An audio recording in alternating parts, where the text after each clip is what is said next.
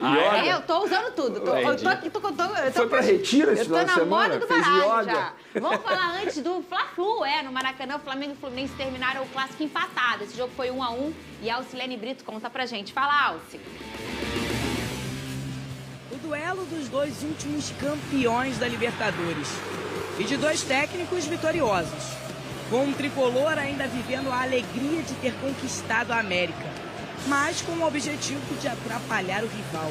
Nosso papel já foi cumprido e agora, se vocês quiserem vencer o jogo, eu deixo vocês vencerem. Vocês um, nós dois, ok?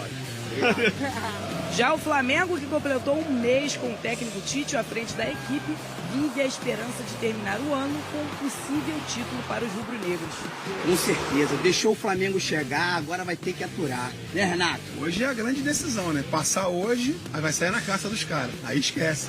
Muito equilíbrio para os dois lados e provocação nas arquibancadas, com um bandeirão 3D com as taças conquistadas pelo time da Gávea. Mas o tricolor também tem a força de sua torcida, que veio em peso no Maraca. Em campo, um Fla-Flu disputado, com os dois times querendo o jogo. Porém, o Fla que começou a se impor. Primeira chegada do Flamengo, Luiz Araújo cruza para Cebolinha e joga para fora. O rubro-negro vem com o Pulgar, que recupera a bola e deixa para Gerson, que acha Cebolinha, que lança a bomba na trave. Felipe Luiz cruza para Luiz Araújo tentar duas vezes. No rebote, Felipe Luiz também tenta e Fábio novamente salva.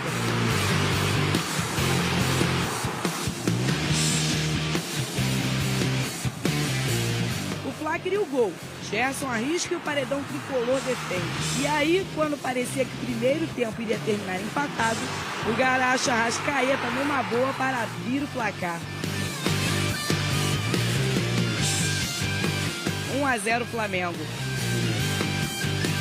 Na segunda etapa, quando todos achavam que o Flamengo iria tentar logo o segundo gol, o Flu acorda para o jogo. E pressiona o Flamengo. Ione que manda a bola para fora. E não demorou para o empate sair. Martinelli dá uma bola para Arias, a bola sobra em Juan Gonzalez, deixar tudo igual.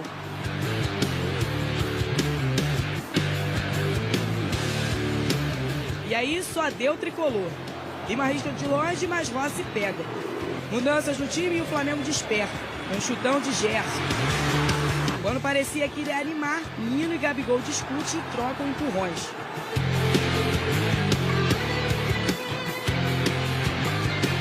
O juiz expulsou os dois. Mas não dava mais tempo para nada. Este foi o 7º Fla-Flu deste ano, com direito a muita emoção, empate e com o tricolor acabando freando o rubro-negro e impedindo o rival de se aproximar da ponta da tabela. Nós mesmos atletas estávamos confiantes que poderia beliscar ali algo a mais no campeonato, principalmente pelos últimos resultados. Acho que breca um pouco, né? A gente acaba que a nossa realidade, infelizmente, hoje é outra, é a vaga direta na Libertadores, mas é continuar trabalhando, torcer para que esses resultados dos jogos de hoje e amanhã possam também nos ajudar. A gente entrou para ganhar o jogo, para a gente subir também na tabela. Logo depois da Libertadores é normal, às vezes todo mundo fala que relaxa, mas a gente entrou hoje para ganhar o jogo. E aí a gente vê um Fluminense que não briga mais por nada nesse brasileiro, não vai ser rebaixado e também já tem sua vaga lá absolutamente direta, porque é o atual campeão, mas competiu com o Internacional e principalmente competiu com o Flamengo. E por quê? Porque existe uma rivalidade regional e é por isso que eu, Fernanda, sou a favor e não gostei quando tiraram dos clássicos regionais fecharem os turnos. As últimas rodadas das competições serem sempre recheadas de clássicos regionais. Porque se você pega um time que não vai brigar por nada, ele não vai entregar ou não vai... Porque, vamos dar um exemplo aqui. Grêmio brigando pelo título com o Botafogo. Foi. Mas esse ano isso pode acontecer. E aí o Botafogo pega o Inter na última rodada. E aí? Será que o Inter vai querer vencer e vai... Ah, mas Fernanda, gente, é clássico regional. Eu acho que deveria fechar a rodada sempre de turno. E esse Fla-Flu, Pedrosa, chegou para mostrar isso. Como o Fluminense competiu, o Pedrosa já vai trazer o lado do Fluminense, mas antes eu vou contigo, Vene, o lado do Flamengo. Você gostou do empate? Você acha que foi merecido ou você acha que o Flamengo merecia vencer? Vamos lá. São várias perguntas aí. O empate foi merecido pelo que o Flamengo fez no primeiro tempo, pelo que o Flamengo fez no segundo tempo e aí também pelo que o Fluminense fez no segundo tempo. Mas vamos lá, vamos falar de Flamengo.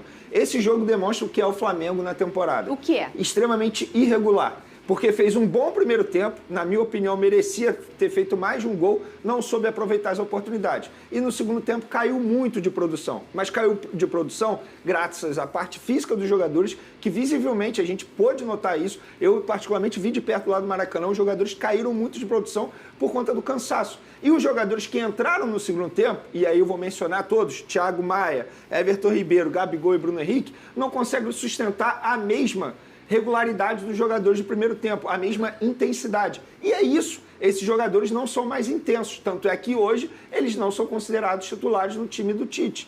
E tanto é que na entrevista coletiva pós-jogo, o Tite foi questionado sobre a parte física e ele, como ele é um cara extremamente educado, totalmente, enfim, ele não gosta de criticar o trabalho dos outros, mas de certa maneira ele acabou criticando. Ele falou, não gosto de falar do trabalho dos outros. Porque se ele não tivesse o que criticar, ele ia elogiar o trabalho do técnico anterior. Mas para evitar falar mal, ele falou, eu não quero falar do trabalho dos outros sobre a preparação física.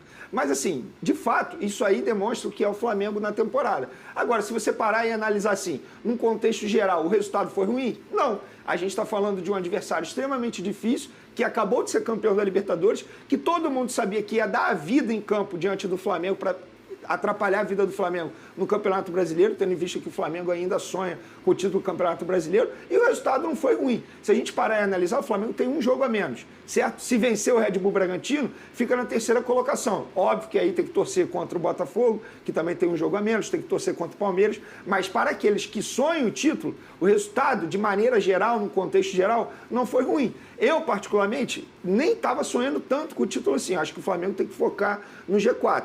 Se em um determinado momento os adversários começarem a dar a oportunidade do Flamengo sonhar mais, aí ok, mas nesse momento é pensar em G4. O Galo venceu, né? O Galo venceu, o Flamengo ainda pega o Atlético Mineiro na temporada. Então, pega assim, o Red Bull ainda. Pega o Red Bull Bragantino. O jogo contra o Red Bull Bragantino, para mim, vai decidir a vida do Flamengo no Campeonato Brasileiro. Se de fato ainda sonha com o título ou se apenas pensa no G4 mesmo. Pelo lado do Flu, foi o Diniz que empatou esse jogo, na sua opinião, Pedrosa? Diniz e John Arias. Para mim, foram os caras que conseguiram mudar o que o Fluminense tinha apresentado no primeiro tempo. Ele colocou o Marcelo flutuando como meia, né? Até colocou o Martinelli jogando como lateral esquerdo.